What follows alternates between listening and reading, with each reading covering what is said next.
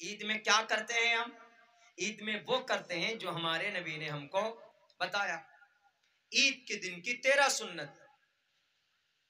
ईद के दिन 13 चीजें सुन्नत है। क्या क्या करते? 10 दिन पहले से खुशियां मनाते। रमजान में शॉपिंग करते हैं, नए कपड़े खरीदते हैं वसात के मुताबिक। उसके बाद ईद के दिन अल्लाह के नबी फरमाते हैं कि हे मुसलमानों, ईद के दिन सुबह सवेरे उठो, नहाओ, फजर की नमाज अदा करो, नए कपड़े पहनो, अच्छे कपड़े पहनो। नए, जिनको वसात है नया पहने, जिनके पास नहीं है वसात तो अच्छा पहने, पुराना है अच्छा पहने, उसको अच्छा करके पहने। उस दिन फटीचर बनकर नहीं रहना चाहिए। उस दिन खुशी का दिन। आद यईद ईदन, लौटना या ईद का मतलब खुशी मनाना। दो मतलब, ईद मतलब खुशी। बोलते हैं अरे आज तो ईद का दिन लग रहा है, यानी खुशी का दिन लग रहा है। उस दिन खुशी मनाना। नमाज पढ़ो, इत्र लगाओ, खुशबू का इस्तेमाल करो, मीठा खाओ। उस दिन अल्लाह के नबी ने ये कहा कि फजर की नमाज के बाद बैठकर जो तस्बीह पढ़ते हैं, हमारे कुछ लोग बैठकर अज़कार करते हैं, मस्जिद में बैठकर जिक्र करते हैं कि चाश्त इशराक पढ़कर जाएंगे, लेकिन उस दिन मना है। उस दिन फजर की नमाज पढ़ने के बाद कोई अमल नहीं, न तिलावत न नफल। अपने घर जाओ। क्यों? खुशी का दिन है, खुशी मनाओ। आज खुशी मनाना इबादत है। ईद के दिन फौरन मीठा खाओ, मीठा खाकर ईदगाह जाओ। कितना अच्छा पैगाम है। मीठा खाओ, ईदगाह जाओ, और एक रास्ते से जाकर दूसरे रास्ते से आओ, सुन्नत है। और जाओ तो छोटे छोटे कदम रखो और हर कदम पर पढ़ते जाओ तकबीर तशरीक, अल्लाहु अकबर अल्लाहु अकबर, ला इलाहा इल्लल्लाह, वल्लाहु अकबर वलिल्लाहिल हम्द। हमारे जवानों को शायद याद ना हो, गाना तो याद होता है उनको, लेकिन तकबीर तशरीक याद नहीं होते। गाना आ जाए कोई, फौरन मोबाइल में डाउनलोड करके अगले दिन सुन लो, सुना देंगे आपको। लेकिन पूछिए कि तकबीर तशरीक याद है? बोलेगा कि मौलाना तकबीर तशरीक क्या होती? तकबीर तशरीक पढ़िए। ईदैन में तकबीर तशरीक पढ़ते हैं, बकरीद में तो कई दिन पढ़ते हैं हर नमाज के बाद, लेकिन ईद के दिन सिर्फ पढ़ना, ईदगाह जाते वक्त आते वक्त में, ये आपके लिए बेहतर है, सुन्नत रसूल है। बैरक है। उस दिन कितने प्यारे काम करते देखिए। उसके बाद ईद की नमाज पढ़ते हैं 2 रकात 6 जायद तकबीर के साथ, लोगों से हाथ मिलाते हैं, खुश होकर कहते हैं कि भाई ईद मुबारक हो, खुशी मुबारक हो। एक दूसरे के घर जाते हैं। हमारे यहाँ शायद ऐसे रिवाज ना हो, उत्तर प्रदेश में तो बिना बुलाए पहुंच जाते घर। वहां बाजाब्ता अपने बैठक में मीठे का, खीर का, नमकीन का एक भगोना रख देते हैं, कटोरी रख देते हैं, कुर्सियां लगा देते हैं। हर कोई जाता है, थोड़ा जितनी वो खा लेता है, बिना बुलाए जाते। क्यों? उस दिन खुशी का दिन है, उस दिन इंसानियत का दिन है। ये काम उस दिन करना होता है। बीवी बाल बच्चों के साथ कभी कहीं चले जाते हैं घूमने, किसी पार्क में चले जाते, किसी रिश्तेदार के यहाँ चले जाते, कितनी खुशी की बात है। लेकिन इनके अलावा अगर कोई मुसलमान यूं कहे नहीं हम उस दिन जुलूस निकालेंगे, हम उस दिन नारे तकबीर अल्लाहु अकबर का नारा बुलंद करेंगे और हम जाएंगे किसी शहर में, वहां पर खूब भीड़ और शोर मचाएंगे, हम तो बाइक लेकर स्टंट करेंगे, हमारे नौजवान कुछ कुछ करते हैं, और जनाब जाकर किसी की दुकान लूटेंगे कि क्यों जी ईद का दिन है आज जायज है ये कहकर, या किसी की शोरूम को तोड़कर घुस जाएंगे और लूट पाट मचाएंगे, तो क्या ईद उसी को कहेंगे आप? बिल्कुल नहीं कह सकते।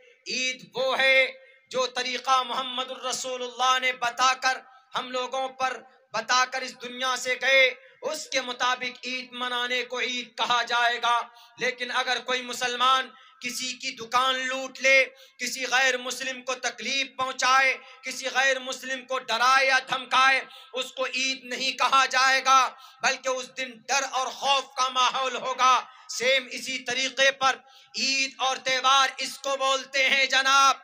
रामनवमी के मौके पर यही करना चाहिए। रामनवमी के मौके पर जिस दिन रामचंद्र जी पैदा हुए, कहा जाता है कि उस दिन सुबह सवेरे उठो और अपने थाली में तुलसी का पत्ता, चंदन की लकड़ी रखकर उस दिन सूर्य नमस्कार करके पूरे दिन उपवास रखो। उपवास रखने के बाद यानी उस दिन व्रत रखो, उसके बाद शाम को कीर्तन भजन करो।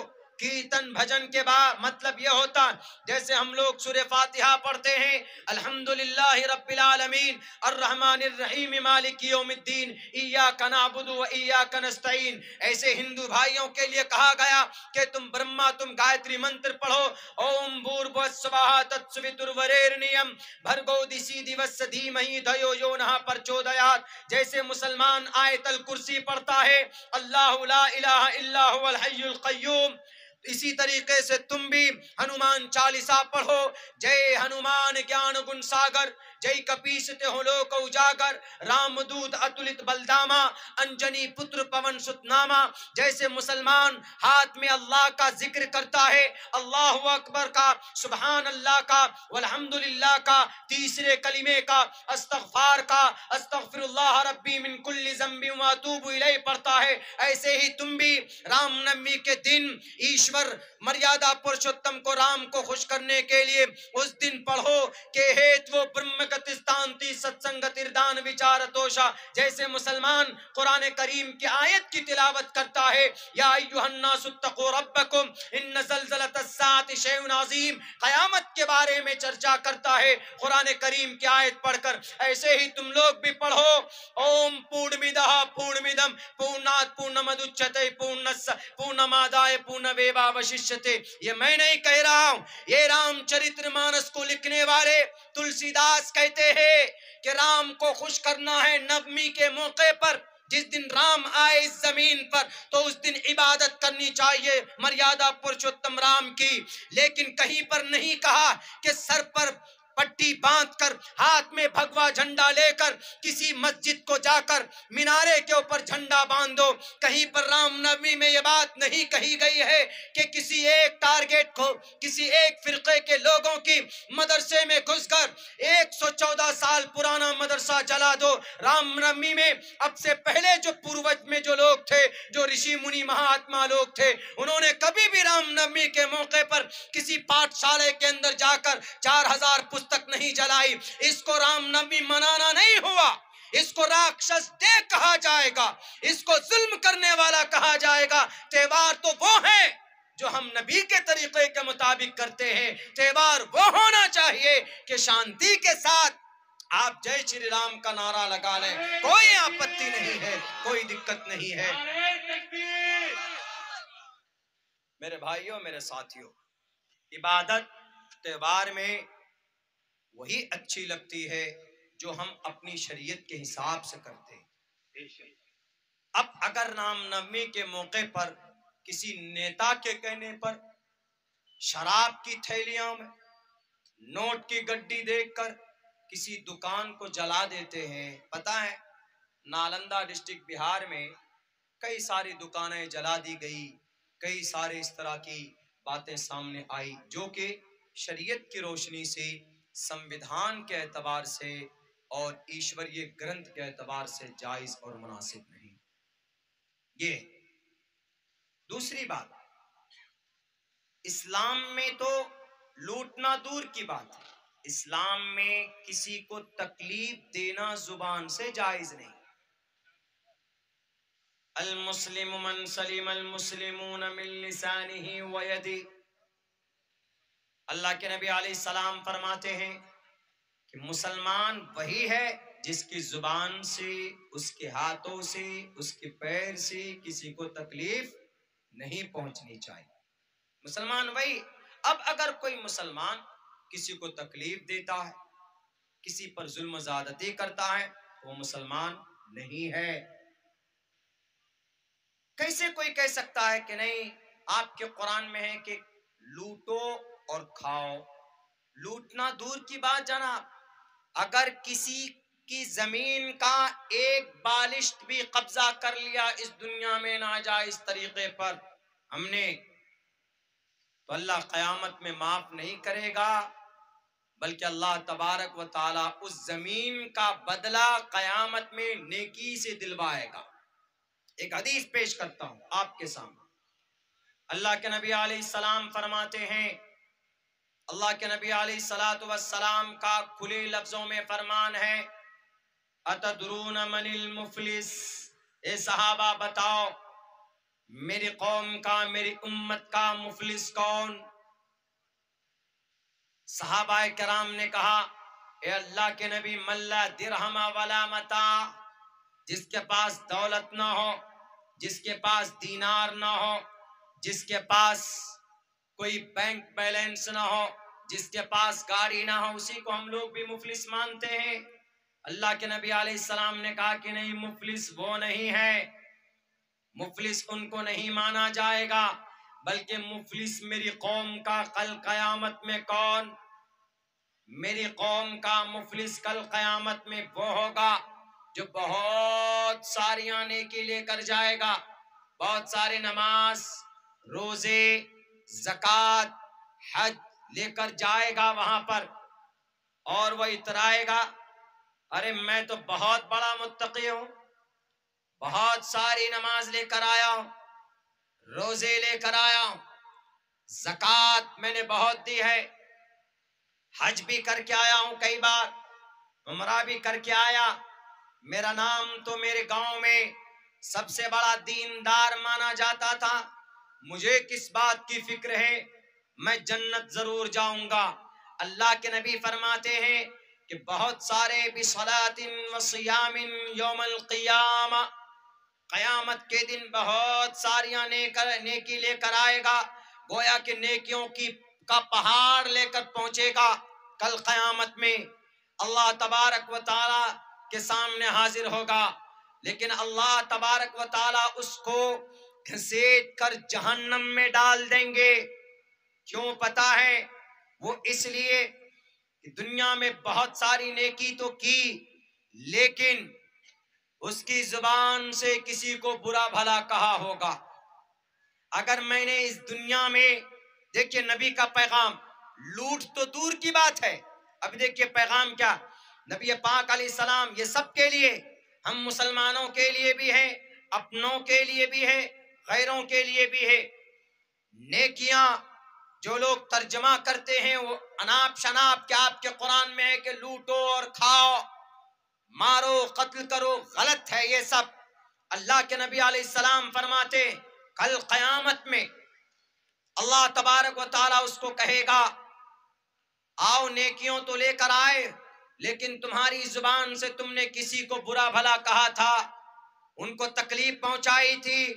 हाँ, तो जिनको तकलीफ पहुंचाई गई वह हाजिर होगा कि अल्लाह, इन्होंने मुझे अपनी जुबान से बहुत गालियां दी या बड़े उल्टी सीधी बातें कही, मुझे बड़ी तकलीफ हुई थी, दुनिया में अगर माफी नहीं कराया तो अल्लाह तबारक व ताला कहेगा कि तुमने तकलीफ दी, उनके तकलीफ का बदला आज तुमको देना पड़ेगा नेकी से। उसके पास कुछ तो होगा नहीं, सिर्फ नेकी होगी, वहां पर हर इंसान को नेकी की जरूरत होगी। उसकी तकलीफ देने के इवज उसकी नेकी उठाकर, नेकी दीनदार आदमी की नेकी उठाकर उस शख्स को दे दी जाएगी और उसको कहेगा कि जाओ तुम। उसके बाद यूं कहेंगे, जुबान से किसी को तकलीफ दी होगी या नाजायज तरीके पर किसी की जमीन के ऊपर कब्जा किया होगा, आज हम लोग दुनिया में पैसे देकर अदालत में, कोर्ट कचहरी में या डंडे के जोर पर हम लोग किसी की जमीन के ऊपर नाजायज कब्जा कर लेते हैं। याद रखो मुसलमानों, इस दुनिया में नाजायज तरीके पर किसी की जमीन पर आपने अगर कब्जा कर लिया, आपने अगर डंडे के जोर पर किसी की प्रॉपर्टी को अपना बना लिया, वो दुनिया में भले ही आपकी हो जाए, लेकिन कल कयामत में वो आपकी नहीं हो सकती। अल्लाह तबारक व ताला आपको खड़ा कर देगा जिसकी जमीन आपने नाजायज तरीके पर कब्जा किया है, वो जमीन वाला वहां पर बुलाया जाएगा। अल्लाह कहेगा कि दुनिया में तो रिश्वत की थैलियां देकर तुमने अपनी इनकी जमीन के ऊपर कब्जा जमा लिया था, लेकिन आज किसको रिश्वत दोगे? आज कौन सी अदालत है? आज किस जज को खरीदोगे? आज किस पदाधिकारी के ईमान के साथ सौदा करोगे? आज लिमनिल मुल्कुल यौम किसी की नहीं चलेगी। आज मैं हूं, लिमनिल मुल्कुल यौम लिल्लाहिल वाहिदिल क़हार। आज सुप्रीम कोर्ट का चीफ जस्टिस भी मैं ही हूं, आज सीएम भी मैं हूं, आज पीएम भी मैं हूं, आज अध्यक्ष भी मैं हूं, आज पूरी कायनात का सबसे बड़ा इंसान और सबसे बड़ा आदिल मैं ही हूं। आज किसी के साथ किसी पर कोई नाइंसाफी या जुल्म नहीं किया जाएगा। फल्यौम ला तुज़लमु नफ्सुन शैआ, जर्रा बराबर कल कयामत में किसी के ऊपर कोई जुल्म ज्यादती नहीं होगी। मेरे भाइयों, तुमने जमीन के ऊपर नाजायज कब्जा किया, अल्लाह कहेगा उठाकर दो इसकी नेकियां उस शख्स को जिसकी जमीन के ऊपर कब्जा किया। नेकी उठाकर दी जाने लगेंगी, यहां तक के एक एक नेकियां उसकी खत्म हो जाएंगी, दावेदार बाकी होंगे। किसी जमीन पर फसाद पैदा किया होगा या किसी को नाहक कत्ल किया होगा, नाहक कत्ल किया होगा, तो कल कयामत में अल्लाह तबारक व तआला उसकी एक एक नेकियां उठा कर देंगे। आप पूछ सकते हैं, आपके जहन में एक बात आ सकती है कि मौलाना वो तो अल्लाह है, अल्लाह चाहे तो माफ कर सकता है उसको, और जिन लोगों के दावा है, जिन लोगों के ऊपर नाइंसाफी हुई है, अल्लाह उनको नेकियां अपनी तरफ से दे सकता है? नहीं, ये निजाम नहीं है। अल्लाह अपना हक माफ कर सकता है। अल्लाह का हक क्या है? आपने नमाज नहीं पढ़ी, अल्लाह का हक है। आपने रोजा नहीं रखा, अल्लाह का हक है। आपने ज़कात नहीं दिया, अल्लाह का हक है। आपने आपने हज नहीं किया, अल्लाह का हक है। तो अल्लाह तबारक व तआला मुमकिन है, अल्लाह आपने नमाज नहीं पढ़ी, अल्लाह नाराज हुआ, आपने अल्लाह से दुआ की कि अल्लाह मुझसे गलती हो गई, ए अल्लाह मैंने जिना किया, ए अल्लाह मैंने नमाज छोड़ दी, ए अल्लाह मैंने हज नहीं किया, ए अल्लाह मैंने ज़कात नहीं दी, ए अल्लाह मैंने रोजे नहीं रखे, लेकिन ए अल्लाह तू गफूरुर रहीम है, हमें तू माफ कर दे। मुमकिन है, अल्लाह के दिल में रहमा अल्लाह आपको माफ कर देगा। लेकिन अगर दुनिया के ऊपर किसी इंसान से आपका कोई मामला रहा है और दुनिया के अंदर अगर आपने माफी नहीं कराई, तो अल्लाह कहेगा कि मैं माफ नहीं कर सकता। क्यों? आज वो है, उसका दिन है, आज वो मालिक है, तुमने तकलीफ उसको दी है, तो वही उससे तुम माफी तलाफी कराओ। अगर वो माफ नहीं करेगा तो तुमको नेकी देनी पड़ेगी। हुकूकुल्लाह माफ अल्लाह कर देगा, लेकिन हुकूकुल इबाद माफ नहीं करेगा। अल्लाह अपना हक माफ कर देगा, लेकिन अल्लाह बंदे का हक माफ नहीं करेगा। आज तकरीबन 90% मुसलमान बंदों के हुकूक नहीं लौटाते। किसी के पैसे लिए, बेईमानी से नहीं दिए, कयामत में क्या जवाब दोगे रब के सामने में? वो कयामत में दामन पकड़ लेगा। अगर दुनिया में माफ करा दिया तो ठीक, लेकिन नहीं माफ कराया तो कल कयामत में अल्लाह इंसानों से बदला दिलाएगा। इंसान तो दूर की बात है जनाब, अगर बेसींग वाली बकरी को सींग वाली बकरी ने भी मारा होगा कि मेरे तो सींग है और तू बेसींग की बकरी है, अगर बेसींग वाली बकरी पर जुल्म ज़्यादती की है सींग वाली बकरी ने, तो अल्लाह तबारक व ताला, अल्लाह के नबी फरमाते हैं कि बेसींग वाली बकरी को भी इंसाफ मिलेगा, सींग वाली बकरी की नेकियां दी जाने लगेंगी। जब जानवरों के बीच में इंसाफ होगा तो फिर इंसानों के बीच में, खुसूसन मुसलमानों के बीच में क्यों नहीं होगा? इसलिए लूट कर खाने वाले की बात कहने वालों के इस्लाम में आयत में है कि लूटो और खाओ नहीं। एक राय के दाने के बराबर भी जमीन पर या किसी चीज पर कब्जा करेगा तो कल कयामत में अल्लाह माफ नहीं करेगा। तो लूट कर खाने की परमिशन कहां से मिल सकती है? यहां तक कि उसकी एक एक नेकियां खत्म हो जाएंगी, लेकिन दावेदार और बाकी होंगे। लोग कहेंगे कि अल्लाह मेरा भी और दावा बाकी है, मेरा भी हक है इस पर। उस शख्स की नेकियों का जो पहाड़ था खत्म हो जाएगा और उसको कहेगा कि आप क्या करोगे मियां? उसके पैर पकड़कर घसीट कर जहन्नम में डाल जाएगा। ये है इंसाफ कुरान और शरीयत की। इस्लाम में किसी की माल, किसी की दौलत को लूट कर खाने की परमिशन नहीं है।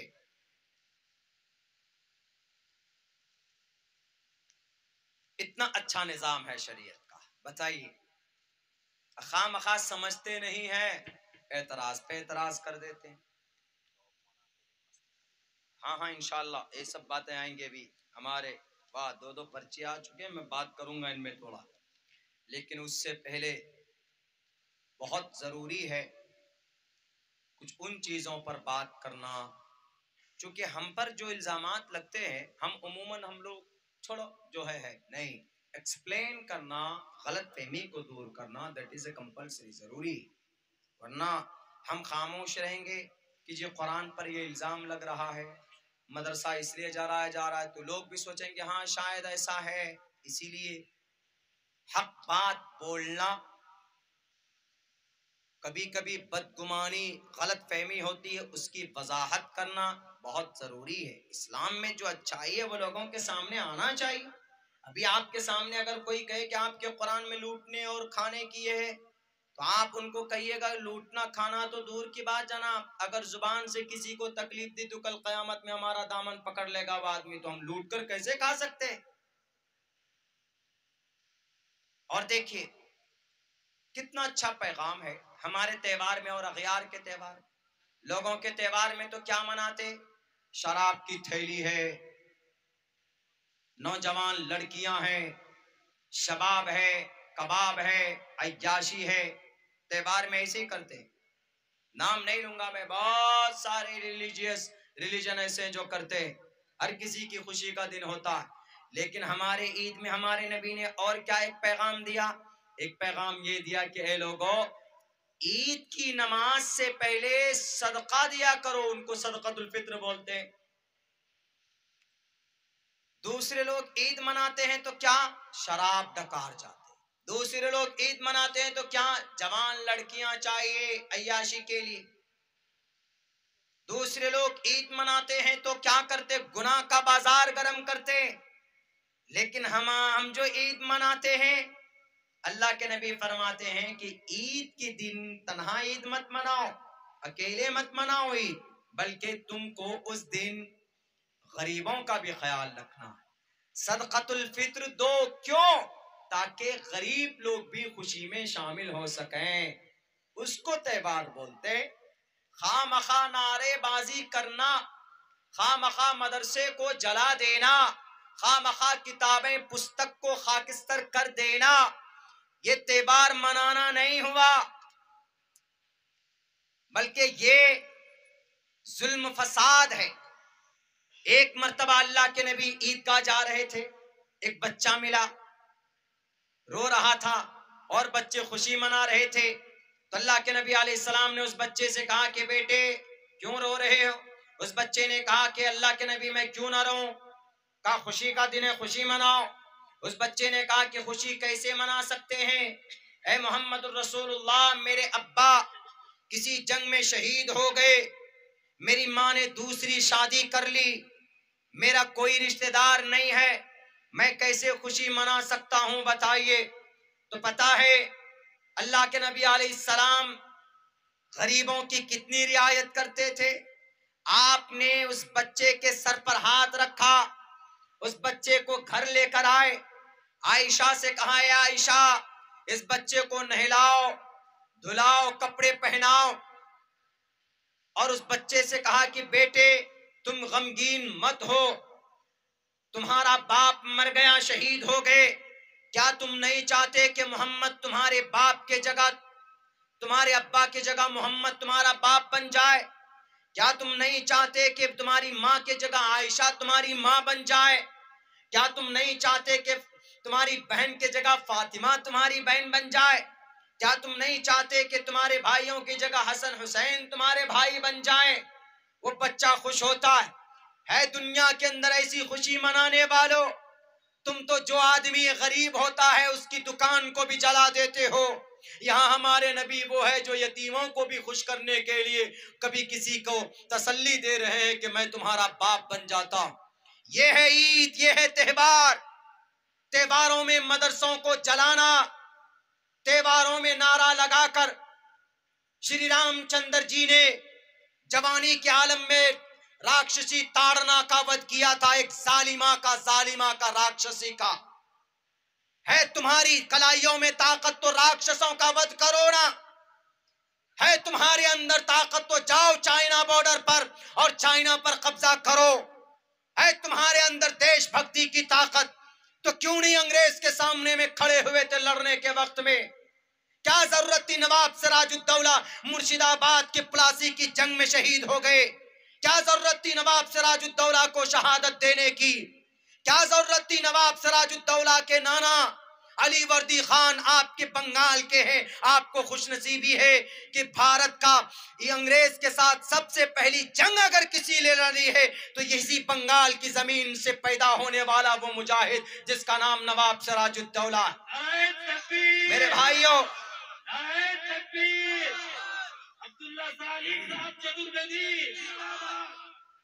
और दूसरी खुशनसीबी आपको पता क्या हासिल? भारत का जो संविधान लिखा है उस संविधान में असल जो संविधान पहले मुसव्वदा तैयार हुआ था उसके दोनों तरफ पेज पे नक्शोनिगारी है, यानी फूल पत्ते बने हुए हैं। वो फूल पत्ती बनाने वाला कोई और नहीं, आपके यहीं शांति निकेतन के वो बंगाल के वो बड़े आर्टिस्ट थे। यह है बंगाल। हम कहना चाहते क्या जरूरत थी? जहां लड़ना है, जहां सर पे पट्टी बांध कर आकर चैलेंज करना है तो वहां तो नहीं आएंगे, वहां तो भीगी बिल्ली बनकर करेंगे, नारा लगाएंगे। और जहां मैदान में लड़ना है तो वहां कौन नजर आता? नवाब सिराजुद्दौला नजर आता। वहां कौन नजर आता? टीपू सुल्तान नजर आता। वहां कौन नजर आता? इन्हीं मदरसों से पढ़कर निकलने वाले कौन? आज तो बोलते हो कि मदरसों में मकतब में कुरान पढ़ाया जाता है, कुरान में आतंकवाद बनाया जाता है। आतंकवाद का मतलब इंसानों का कातिल, लेकिन मदरसे में पढ़ने वाले ने आज तक किसी इंसान का मर्डर नहीं किया, आज तक किसी बेटी की रेप नहीं की, इज्जत नहीं लूटी। बेटी की इज्जत लूटने वाले बड़े बड़े बाबा वहां जेलों में हैं, देख लो। लेकिन मदरसे का कोई भी मुफ्ती साहब, कोई भी आलिम दीन किसी बच्ची के साथ गलत काम आज तक नहीं किया। क्यों? क्योंकि मदरसों में ये चीज नहीं पढ़ाई जाती। मदरसों में मकतब में कुरान पढ़ाया जाता है, किताबें पढ़ाई जाती। ये है इस्लाम का बेहतरीन निजाम। खामखा वो लोग बोलते हैं। और एक चीज हमारे अंदर भी कमी है। असल में हमारे अंदर कमी यह है कि हम लोगों ने गलत ट्रैक चुन लिया। गलत रास्ता चुनने की वजह से अगयार को मौका मिल जाता है, दूसरों को मौका मिल जाता है कि नहीं मौलाना आपके यहाँ, आप जो बोलते हैं कि आपके यहाँ बहुत बेहतरीन शरीयत है, तो आपके नौजवान लड़के क्यों शराब पीते हैं? आपके जवान बच्चे क्यों जिना करते हैं? आपके जवान बच्चे क्यों नमाज नहीं पढ़ते हैं? आपके जवान बच्चे क्यों गलत रास्ता इख्तियार किए हुए हैं? आपके जवान बच्चे क्यों शरीयत के खिलाफ काम करते हैं? यकीनन हमारे बुरे आमाल ने इन लोगों को बोलने का, कहने का मौका दिया, वरना हमारे पास जो शरीयत है कहीं और नहीं है। अभी मैंने आप लोगों के सामने आयतें पेश की, अभी आप लोगों के सामने उन आयतों का गलत तर्जमा किया गया। मैं संस्कृत, हर एक आयत के सामने संस्कृत का एक मंत्र पढ़ूंगा, लेकिन उससे पहले कुछ इस्लाह की बात जवानों की। मेरे नौजवानों, इसी मौके पर कुछ नौजवान, हमारे भटके हुए नौजवान गलत काम करते। मिसाल के तौर पर आज एक फैशन बना लिया है, किसको? शराब पीने को फैशन बना लिया है। बॉयफ्रेंड गर्लफ्रेंड, जो दिन नहीं है वो दिन भी मनाते। एक लड़का मिला, बोला मौलाना हमें 2 दिन की छुट्टी चाहिए। लड़का क्या दोस्तों में से था कि हम 2 दिन की छुट्टी में जा रहे हैं, हम नहीं मिलेंगे, हमें इजाजत दे दीजिए। हमने कहा क्यों जा रहे हैं? बोला मौलाना फ्रेंडशिप डे मनाने जा रहे हैं। फ्रेंडशिप डे, दोस्ती का दिन। हमने कहा वाह। हमने कहा कौन कौन सा दिन आता है भाई बताओ जरा। बोला मौलाना बहुत सारे डे आते हैं। हमने कहा लड़की के साथ के लड़के के साथ? बोला नहीं, उमूमन बॉयफ्रेंड गर्लफ्रेंड ये सब मनाते हैं। हमने कहा क्या क्या मनाते हैं जरा बताओ। बोला मौलाना 2 दिन बाद फ्रेंडशिप डे है, उसके बाद चॉकलेट डे है, उसके बाद रोज डे है, चॉकलेट डे, रोज डे, फिर क्या है जी, हम लोग को 14 फरवरी को वैलेंटाइंस डे मनाते हैं, 31 दिसंबर को पता नहीं कौन सा डे मनाते हैं। हमने कहा कि सारे डे है, फ्रेंडशिप डे मना लो, चॉकलेट डे मना लो, रोज डे मना लो, और मदर डे भी मनाते हैं। मदर डे चलो ठीक है, वो तो किसी कदर अम्मी के सम्मान में। टीचर्स डे भी बनाते हैं, चलो भी वो भी अगर उसको रस्म नहीं बनाया, जरूरी नहीं समझा, सिर्फ ये है कि टीचर की क्या मकाम है उस दिन एक